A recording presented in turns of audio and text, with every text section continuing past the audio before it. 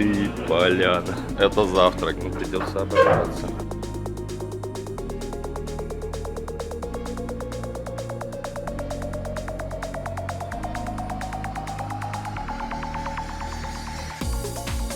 Даже, наверное, как-то по-детски красиво.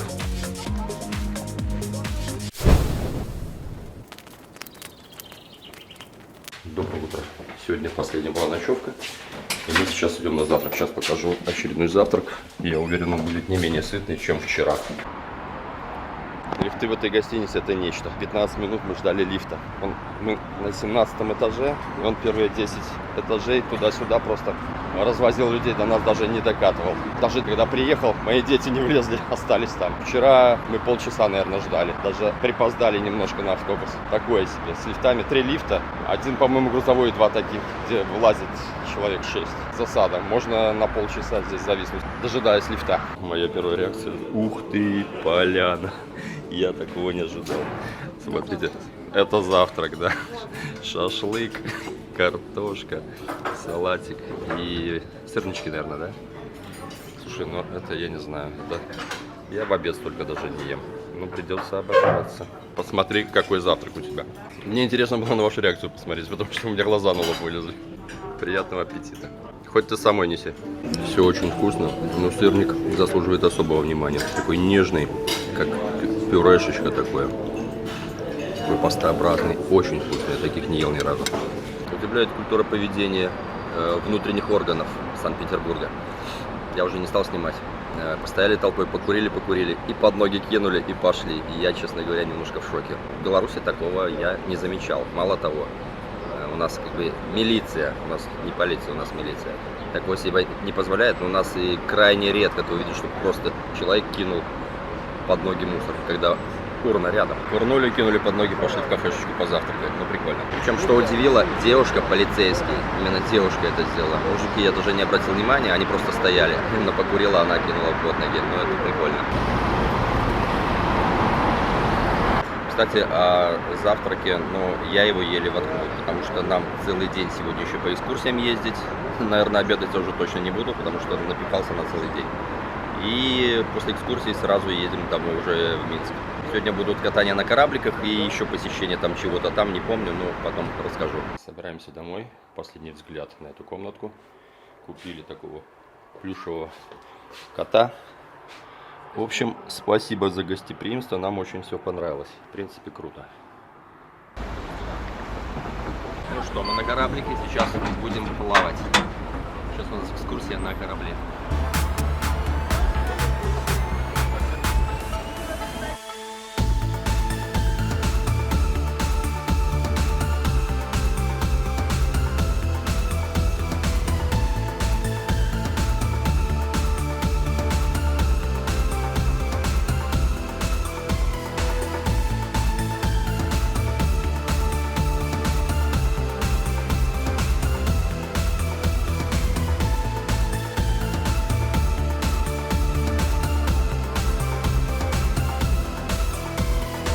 Мы входим в зимнюю канавку.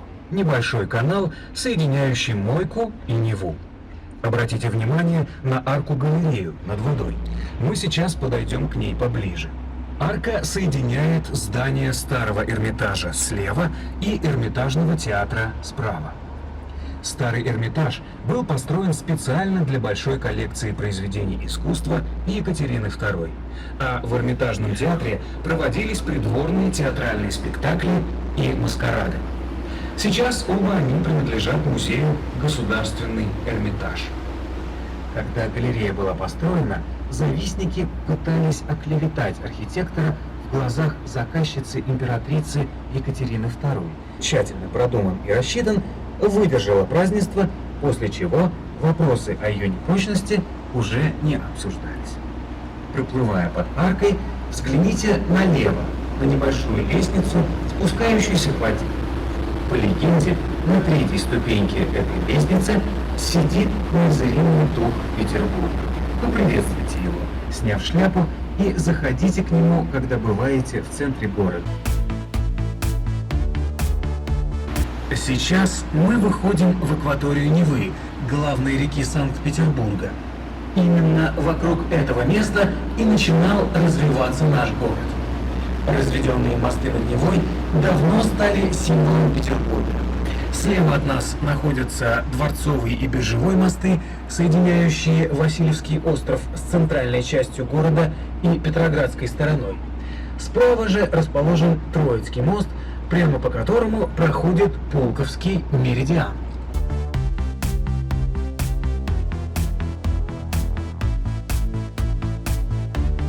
Обзор катера, пока суть до дела. Вот здесь туалет явно. Пока людей здесь нет, я вам быстренько экскурсию проведу по катеру. Пледы, если очень холодно. Смотрите, какие потолочки. Все как бы видно, если под мостами проплывать. Каюта, не каюта, ну в общем, кабина капитана, так сказать. Ну и из достопримечательностей, наверное, все. Если очень холодно, можно здесь посидеть и согреться. Ну вот, смотрите, очень даже удобно, уютно. Вот зеркальце, очень красиво, кстати. Вот если холодно, осень, там, не знаю, зимой ходят, не ходят, здесь очень даже прикольно вот так вот посидеть и подзалипать. Экскурсия такая, я думаю, очень даже за счастье будет. И очень близко к воде, посмотрите. Там на возвышении мы сидели наверху, а здесь вода очень близко, совсем рядышком получается. Вон рядом катер проезжает. Сейчас посмотрим. На Заячьем острове. Совсем все рядом. Прямо вот рукой, кажется, можно достать. Тут я теперь, потому что наверху ветрено. Тем более мы на скорости едем. И ветерочек обдувает прилично. Можно простыть. Мои здесь уже немножко даже просквозило. Вчера пока гуляли, уже по набережной. Вот сейчас здесь даже душно. Хотя вон окна раздвигаются, как шкаф-купе. Можно открыть, в принципе. Вообще здесь тепленько. Я даже открыл немножко окошки, потому что даже жарковато стало.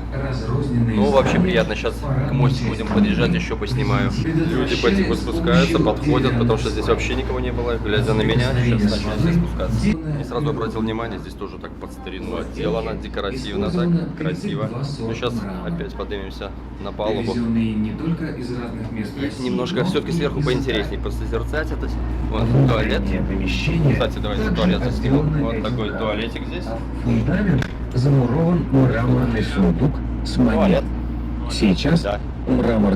Строители работали по 12-15 часов в день, а в период белых ночей и круглые сутки. Из-за того, что Санкт-Петербург располагается на болотистой местности, здесь всегда была острая нехватка стройматериалов. Достать обычный песок было непросто, но особенно стройка на Неве нуждалась в камне.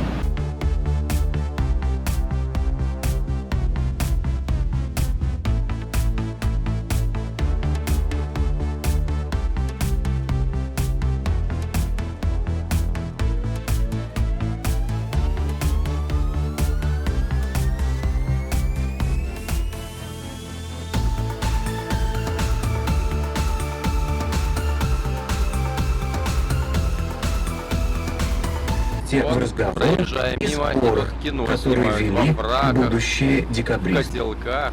В общем, снимают какой-то Здесь же старинный были исторический написаны фильм. первые строфы. Смотрите, На этой чердачное улице помещение с располагается балкончиком. Михайловский театр, Очень где необычно в свои смотрится. годы играл Постараюсь оркестр приблизить, Иоганна конечно, но насколько Штрауса. получится, И сами пел понимаете. Федор Шаляпин.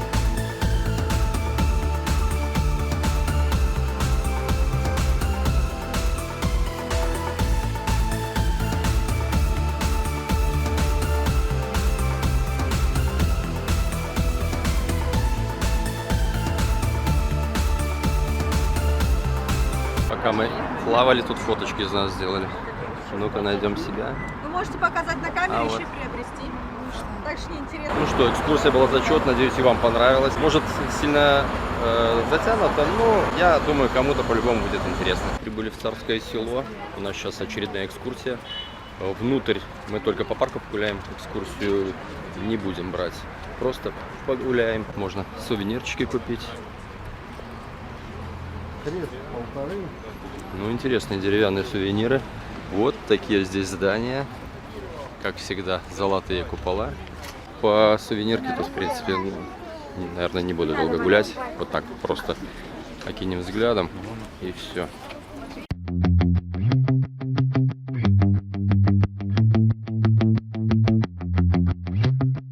Прикупили билеты, мы уже внутри.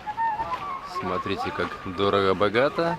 Такое разнообразие цветов, конечно, мне казалось, что несочетаемое. Но реально тут как-то оно сочетается. Довольно-таки ярко и красиво. Ну, даже, наверное, как-то по-детски красиво. Екатерина II, она немецкая принцесса Софья. Короче, я поставлю на 2.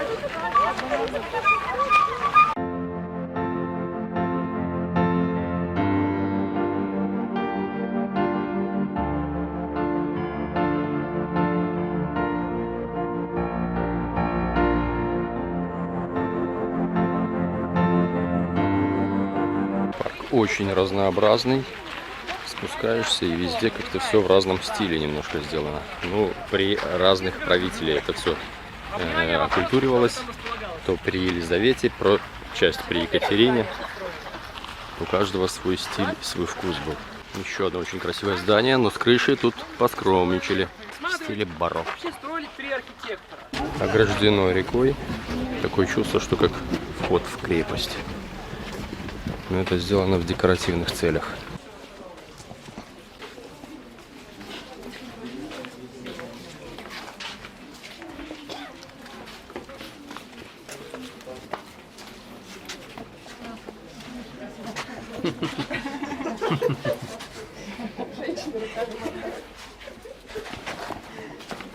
Не хотят показывать бесплатно, только за деньги. Нам экскурсовод сказал, зайдите, посмотрите через окошко, а там уже стоят дневальные и машут ручками. И что это такое? Аквариум с цветами? Все здание, которое здесь на островке находится, это у нас павильон, называется он Эрмитаж. Эрмитаж с французского приют отшельника, место для уединения. Есть и в Петергофе Эрмитаж. Место уединения, вот почему оно рвом окруженное. Здесь проводились ужины. Ужин – это очень личное мероприятие, на него приглашаются только самые близкие, самые приятные люди. И ужины проходят, ну, максимум на 20 человек, 25. Скромненько. Ну, для царского дома это свадебка. скромно. Вообще, завтрак в то время – это интимное мероприятие, завтракают в одиночестве. Обед, самый пышный, самый большой, приглашаются все необходимые, да, послы, дипломаты, решаются за обедом потом вопросы. А вот ужин – это уже такое вот более близкое отношение. Вот я вам говорил, Кутузову повезло побывать на ужине одновременно и у Екатерины за пару дней до ее смерти, и у Павла в день его смерти. Да, он был приятен всем. Умел найти подход. Зал для ужина, да, вот от него лучами 4 вот таких вот галереи отходят и заканчиваются они такими 4 комнатами кабинетами. Даже видите, отсюда можно и потолки посмотреть, увидеть, и стены. И это все, опять же, реконструкция, все восстановлено, ведь это все было сожжено и уничтожено. Вот нам рассказали рецепт со времен императрицы. Берется большая оливка размером со сливу. Разрезается пополам, достается косточка, потом Фаршируется куда? в В уточку, Да. фаршируется, обмасливается специями, потом эта уточка запихивается в кролика, кролик тоже специи, потом это все в поросеночка, потом этот поросеночек тоже замазывается специями, ставится в печечку, запекается и выставляется. И потом выставляют там перед этими всеми вельможами, и они разрезают поросеночка, потом что там у них, кроличек, потом уточку. И находят оливочку. И вот такие эффектные блюда, это гордость была Екатерины. Запеченная оливочка.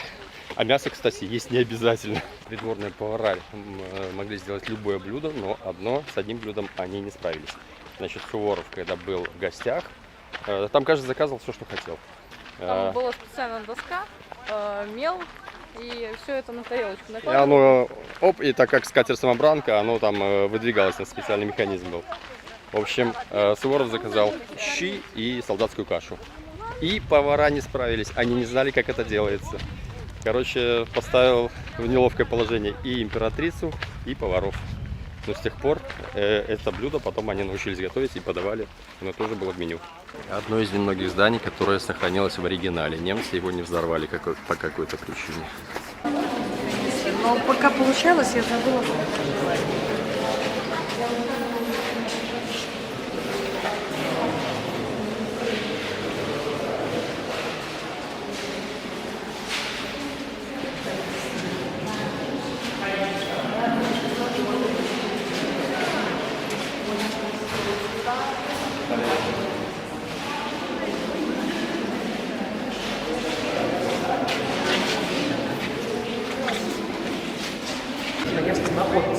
Но когда началась Великая Французская революция, и революционеры на знамя подняли имя Вольтера, фактически его лозунг, то вот тут-то как-то вот...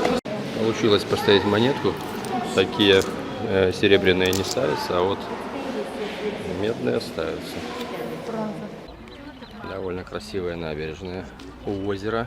Это турецкая баня, там виднеется вдалеке. В общем, тут бань довольно много. Ну и уточки, чайки, уточки. Смотрите, дерутся за еду. В царских покоях их не докармливают, походу. Камертонова галерея.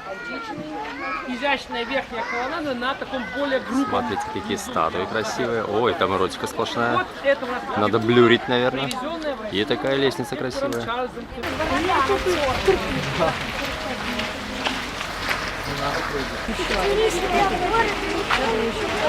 Подошли мы довольно близко к дворцу.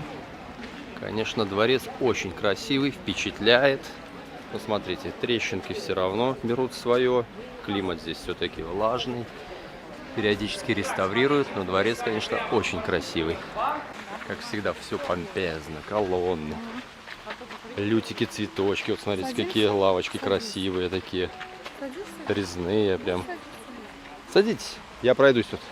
Тут садовники явно работают. Отбивают свой хлеб по полной. Сейчас подойдем к фонтанчику. О, красота! Фонтан Ваза создан в 1865 году. Ну, очень даже ничего.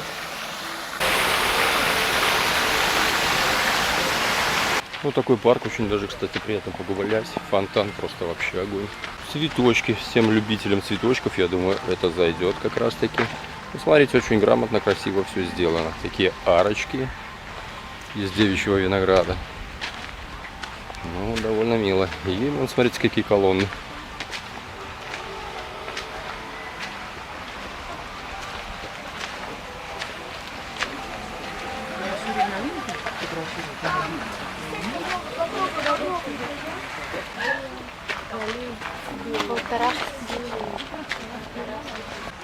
Тут под колоннами такая аллея тенистая. Очень даже прикольно. Люди фотографируются. Смотрите, как виноградик оплетен. Очень декоративно и красиво, кстати. Если жарко, тут в тени очень неплохо спрятаться. Ну, тут даже пальмочки наверху, смотрите. Сейчас поднимемся наверх, еще посмотрим, какие тут виды, обзоры. Ну, вообще, обзор тут хороший. И виды прикольные.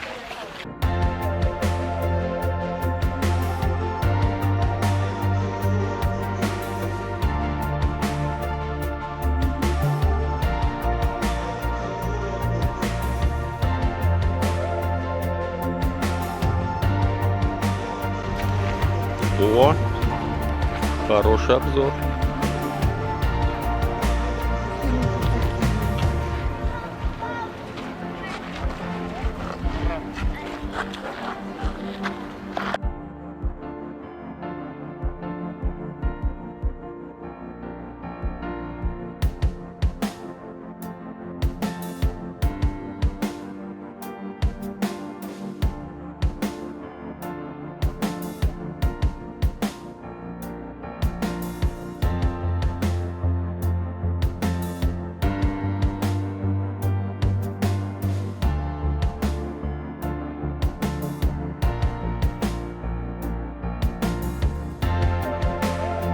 Чуть помой ручки. Обмойся, молодой будешь да красивый. Давай, давай, Я и давай. так пожили молодой. Нет, по жизни. Это все временно, это пройдет. Ай, холодненько. Ой, ай, молодой, красивый буду. На косметику воду наносить. Я просто шейку. Ну что? Вкусно тебе? Что ты там, орешек схватила? Зацените, мужик делает селфи в те времена.